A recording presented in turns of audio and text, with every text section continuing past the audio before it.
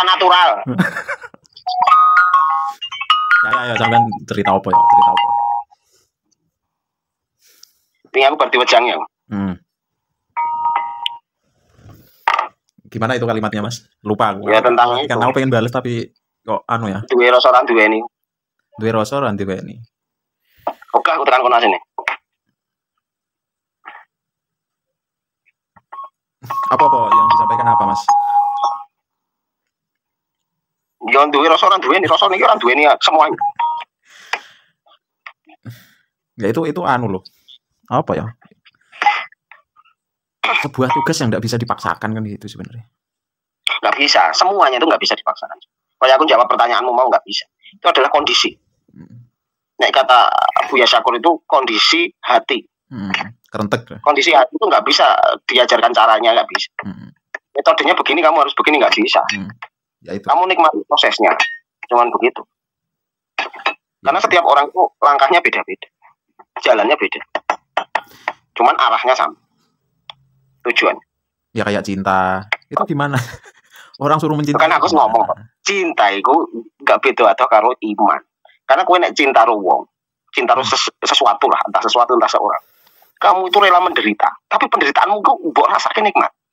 Orang lain melihat kowe terlunta-lunta, kamu sedang menderita sekali, tersiksa, tapi kamu merasakannya itu nikmat. Iya. Misalnya kowe seneng cewek, kowe kon dipaksa kon bangun jam 5 pagi ngantar ke dia kerja, gue merasa itu nikmat sekali, bahagia sekali. Tapi orang tuamu nonton gue di blok foto. Wah, Lukman lagi dikerjani cewek. Tapi gue senang banget melakukannya. Iman yang ngono kan gue sing nang mengimani, aku merasa orang itu dikerjani dogma. Gak bisa dipaksakan jadi, Mas. Bagi yang mengimani, itu yo nikmat banget melakukannya. Ya mungkin aku nggak sampai di tahap sampai yang tadi itu. Tapi aku punya pegangannya, Mas.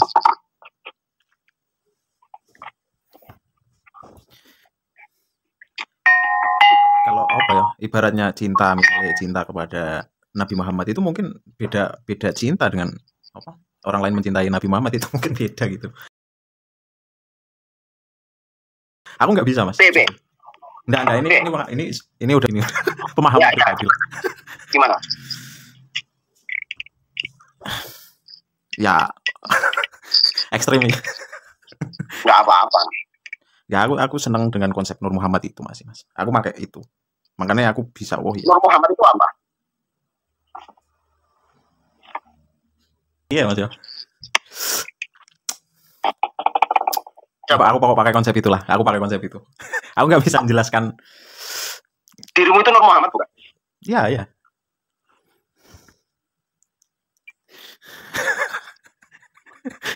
Komponennya bagaimana? Dalam dirimu itu, Nur Muhammad itu bagaimana komponen? Ya kesemuanya lah, Mas.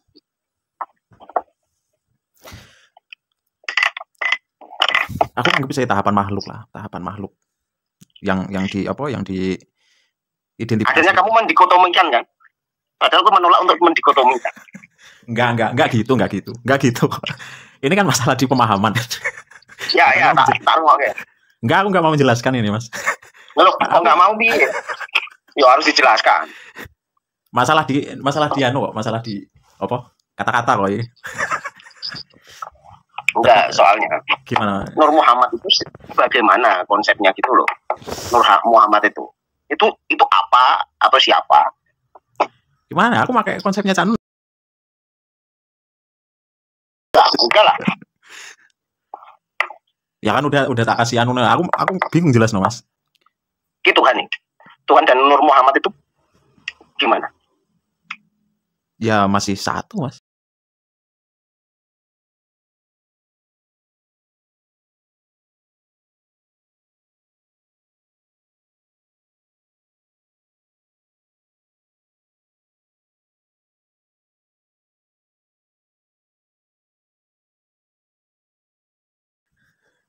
Cuman yang jadi tampak ini kan yang dikotomikan ini. Yang jadi tampak. Ya cahaya yang jadi kita ini gitu loh. Oh, oke. Bisa diterima. Aku nggak bisa menjelaskan, Mas. Berarti jiwa ya? Berarti jiwa. Nur Muhammad itu jiwa. Wah, definisi lain ini.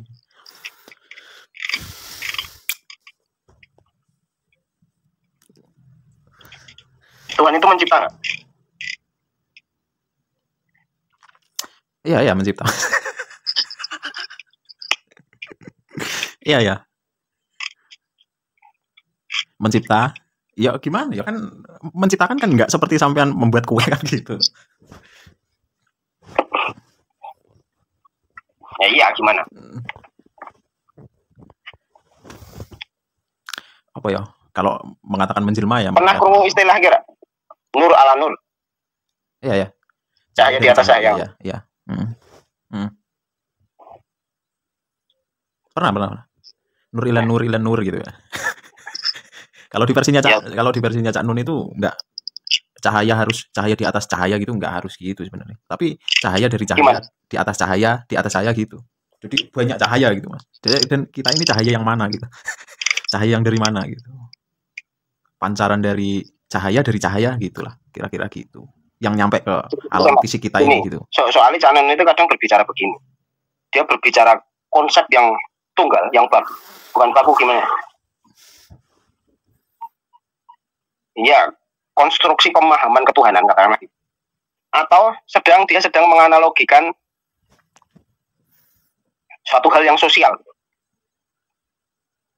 Iya. Kalau dia mengatakan cahaya di atas saya, itu menurutku masih sosial. Konsepnya masih gini loh. Masih konsep cahayanya itu bisa diterjemahkan sebagai kualitas. Jadi kualitasku, cahayanya sing endi, cahayamu apa cahayaku. Tapi nek sudah mengatakan bahwa Nur Muhammad itu dia sudah bukan berbicara tentang itu. Tapi dia berbicara tentang sebuah konstruksi pemahaman tentang ketuhanan itu tadi. Yang sudah tidak melibatkan hal-hal sosial, jadi kamu sama aku adalah sama. Tapi kalau mengatakan soal cahaya di atas saya, itu masih berbicara makom, berbicara kowe lo aku ki beda. Bisa membicarakan kowe lo aku pinter aku istilahnya gitu. Tapi kalau membicarakan Nur Muhammad itu sudah bukan. Sudah membicarakan kowe lo aku ki podo. Yeah. Paham nggak maksudnya? Nggak, yang sampean koreksi yang mana, Mas? Yang saya koreksi gini loh, kalau dia itu kadang berbicaranya itu ngomong radong kuwi dia berbicara soal kualitas manusia gitu. Misalnya gini, kowe iki cahaya sing endi? Cahaya itu bisa banyak sekali. Kowe cahaya sing padang apa sing redup katanya. Iya, ya konsep cahaya itu kan enggak seperti yang kayak cahaya gini kan, enggak kan maksudnya. Ya iya benar. Tapi maksudnya gini loh. Kalau dia mengatakan cahaya itu banyak, itu anggapku dia itu sedang membicarakan kualitas sosial. Maksudnya kowe karo aku beda. Kowe aku pinter aku atau kowe aku pinter kowe. Tapi kalau berbicara Nur Muhammad, itu kowe karo aku padha ngono. Iya. Dadi nek berbicara soal cahaya itu banyak, itu masih mendatar, garisnya masih horizontal. Tapi nek berbicara soal Nur Muhammad itu garisnya sudah vertikal gitu loh. Jadi kurang aku ki podo satu garis ke atas ini. Maksudnya ngono kuwi lah. Nek berbicara cahaya kok banyak, itu berarti bisa dijelentreke jejer-jejer ngene iki, beda kowe karo aku beda. Iki kowe sing ngene iki, aku sing ngene iki. Iya. Enggak kalau gini loh, Mas. Aku jelasnya bingung nih jane. Iya, nah jelas nih. Ya misalkan kayak gini lah. Big Bang ya. Big Bang ini menghasilkan sing jenenge apa? Helium, atom apa helium ya. Pertama hidrogen, helium jadi hidrogen apa sih ya? Nah, yang akhirnya reaksi fusi. Reaksi fusi ngono iku. Enggak, prosesnya aja dulu. Akhirnya kan jadi apa? Planet, katakan gitu. Ini kan bukan merubah cahaya, bukan cahayanya jadi banyak gitu, tapi ada prosesnya gitu loh, Mas. Ya mungkin aku analoginya gitulah mungkin. Yang dimaksud cahaya.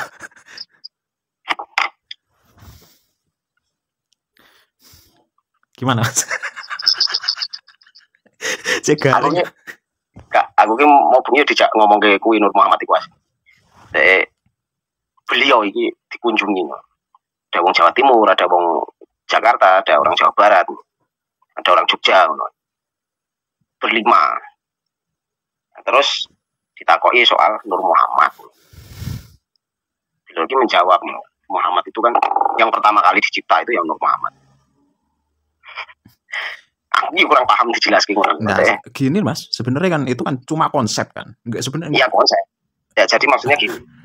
Apa namanya? Komponen nek jare Gus Sugeng itu kan jeladrenane menungso ngono to. Ya komponennya itu kan cahaya tertinggi yo. Bukan lah katakan. Terus konsepnya itu terus ada cahaya ya Nur Muhammad mau. Itu ya tunggal loh. Tapi kalau kita sering menyebutnya jiwa ngono loh. Oh. Disebutnya jiwa. Ngono iku. Terus kemudian jiwa ini punya komponen-komponen lagi di bawahnya, turunan-turunannya gitu. Yang lalu kemudian yo ono nurani, ada sukma, ini sukma lagi yo kaya ruh. Sukma terus nyusuk nek basa Jawa kan ono sukma, ono nyawa. Nyawa sukma yo padha ruh jiwa. Jadi yang tampak kayak jasad gini ini gimana Mas? Ini ngomongin anu ya, ngomong teori. Itu enggak ada ya? Nek dicocok logi ya masuk loh saja nih. Yo jadi elektron foton ini kan cahaya. Ya itu sama masuk turunannya. Yo kalau apa ya? Sebenarnya di bedah kabeh ora ono. Lah iya. Sing paradok ning ngono. Di bedah kabeh ora ono. Elektron kita masuk ke dalam elektron digoleki apane gak ono. Sampai ke kuantum itu ternyata sampai di kuantum itu kan nihil ya. Nihil soalnya waktu kan nggak berjalan. Jadi kayak digambarkan Ant-Man itu kan ketika dia mengecil lebih kecil dari elektron itu dia bisa melihat semuanya. Justru semua kejadian dia bisa melihatnya dalam satu waktu. Karena di situ waktu sudah tidak berlaku di ranah kuantum, dimensi kuantum. Tapi aku pas dia dituturi itu nyambung tapi tekan saiki aku kon jelasku gak iso. Ya tak kembalikan tadi lah apa ya cara aku mencintai ya itulah. Yes, menganggap menghargai cara menghargai hidup inilah dengan apa ya mencintainya itu gitu. Mencintai dia. Ya dengan menjalani baik-baiknya ya. Sekarang gini kamu melihat sebuah peristiwa yang secara normatif itu dikatakan jahat. Wah bereaksi itu begini reaksimu begini dengan konsepmu mencintai Nur Muhammad. Oh apa ya Mas? Wah ini ranah filsafat aja. Ya nek meso-meso ora termasuk lah.